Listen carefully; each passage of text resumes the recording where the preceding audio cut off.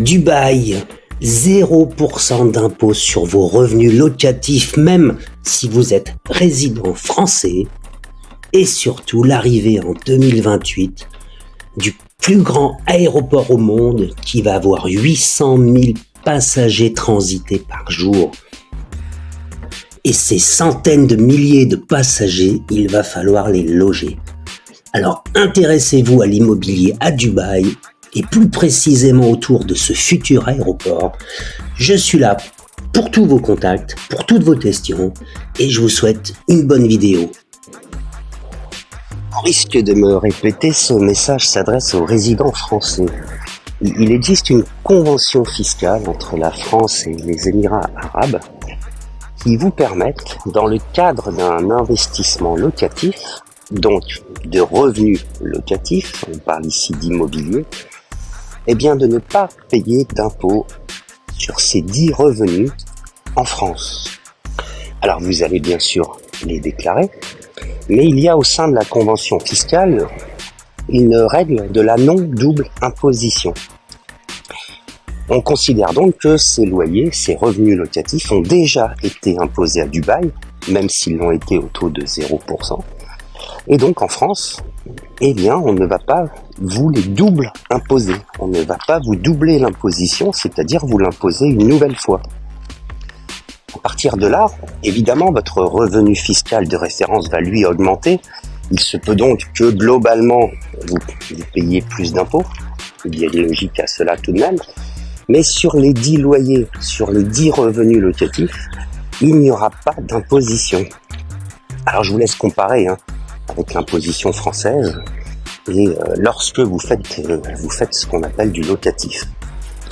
Donc, je suis encore assez surpris que certains cherchent à emprunter pour faire du locatif en France. Bon, vous avez les frais de notaire pour faire un comparatif rapide, la taxe foncière, le DPE, l'entretien, souvent même des parties communes. Vous avez le risque d'impayé qui n'est pas négligeable. Il paraît en France qu'au niveau national, il y a entre 4 et 6% d'impayés. C'est pas rien. C'est peut-être un petit peu sous-estimé, mais je déclarerai ici que les chiffres officiels. Il y a le risque malheureusement de squat. Bon, c'est certainement très faible, mais ça peut arriver.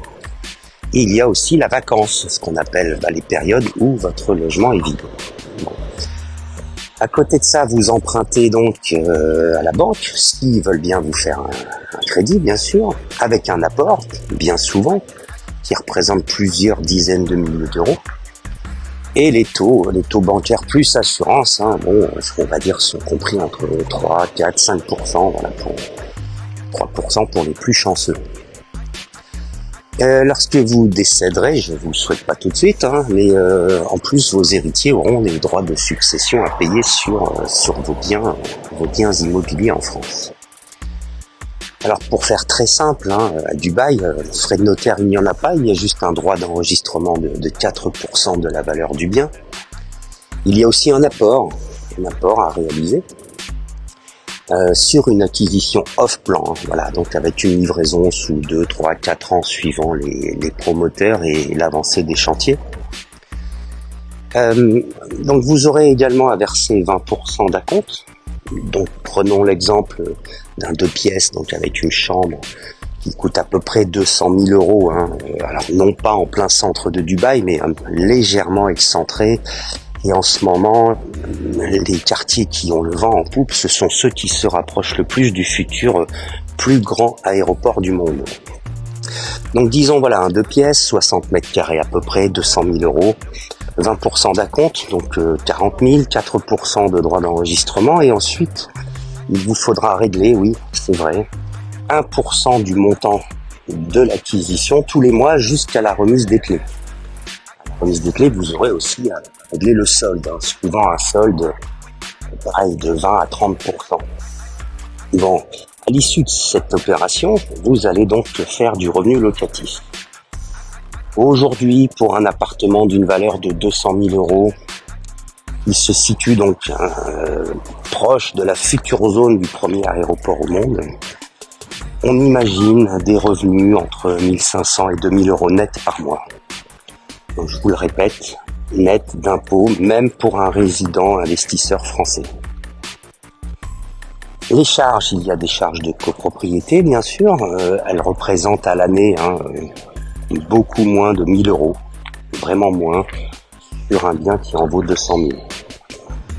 Alors, l'intérêt, vous l'avez compris. Alors, il y a un intérêt avec le off-plan, puisque le promoteur, lui, ne vous fait pas payer d'intérêt sur toute la période, mais il faut pouvoir tout de même bien dégager, investir un apport, plus dégager tous les mois 2 000 euros, on va dire, pour l'opération, ainsi que, à terme, aussi, il va vous falloir pouvoir financer le solde en une seule fois.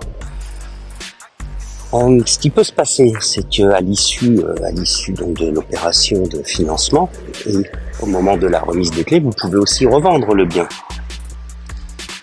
Souvent, et c'est perçu comme cela à Dubaï, souvent avec une jolie plus-value.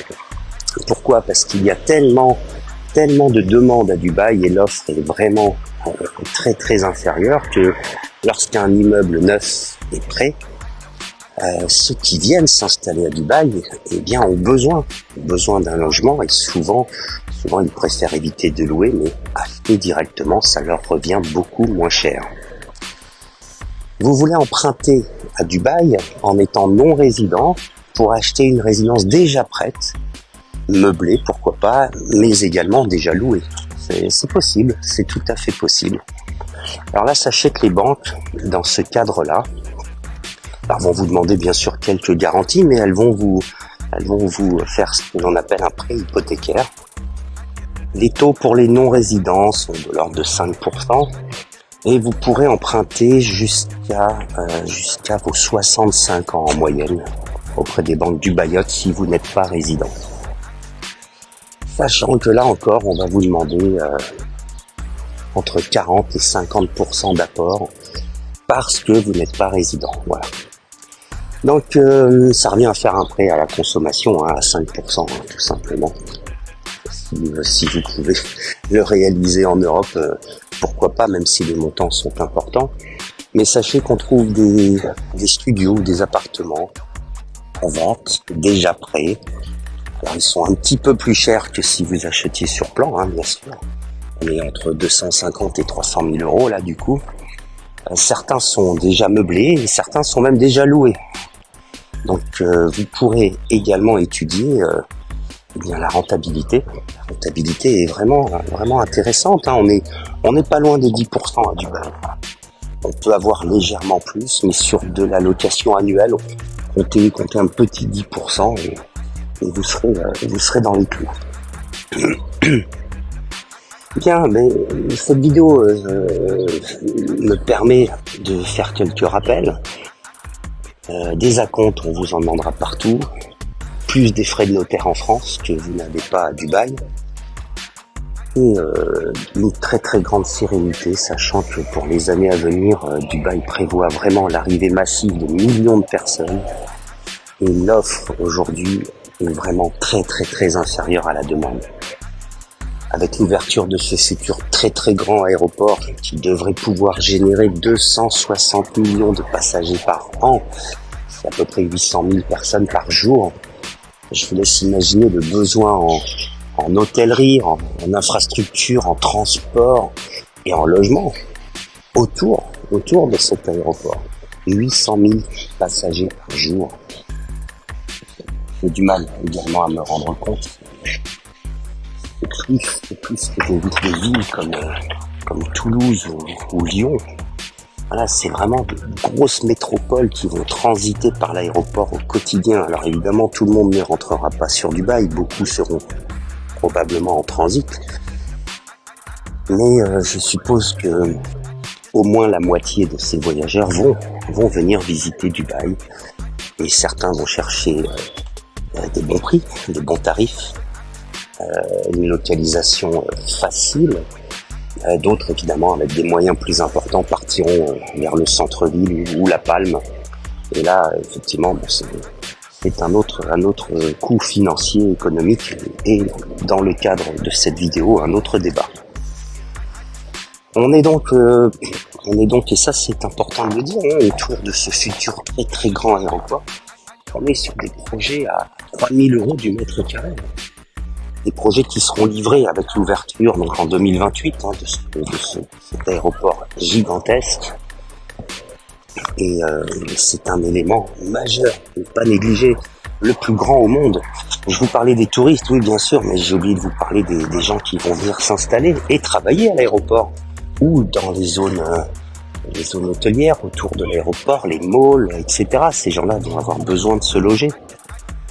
Ces gens-là ont des familles aussi, donc un 2 pièces pour un jeune c'est top. Si vous pouvez investir dans des 3-4 pièces, voire même des villas, alors là c'est probablement le jackpot, puisque aussi beaucoup d'entreprises vont payer le logement de leurs employés, en tout cas des cadres, souvent des expatriés. Donc l'opportunité est absolument gigantesque. Voilà, contactez-moi, vidéo rappel, il y en aura d'autres. On peut discuter, on peut se rencontrer, il y a beaucoup d'opportunités. Je suis en train de regarder tout ce qui se fait aussi dans l'investissement business local, si certains peuvent être intéressés. Il y a beaucoup de restaurants qui cherchent à s'implanter, à se développer, des franchises aussi. Donc voilà, il y aura peut-être un côté business qui va s'ouvrir sur cette page. Et vous êtes tous invités à me contacter, à poser vos questions, à laisser des commentaires, des likes, comme on dit. Activez la cloche pour pouvoir recevoir toutes les prochaines vidéos. Et sur ce, je vous informe que celle-ci est à présent terminée.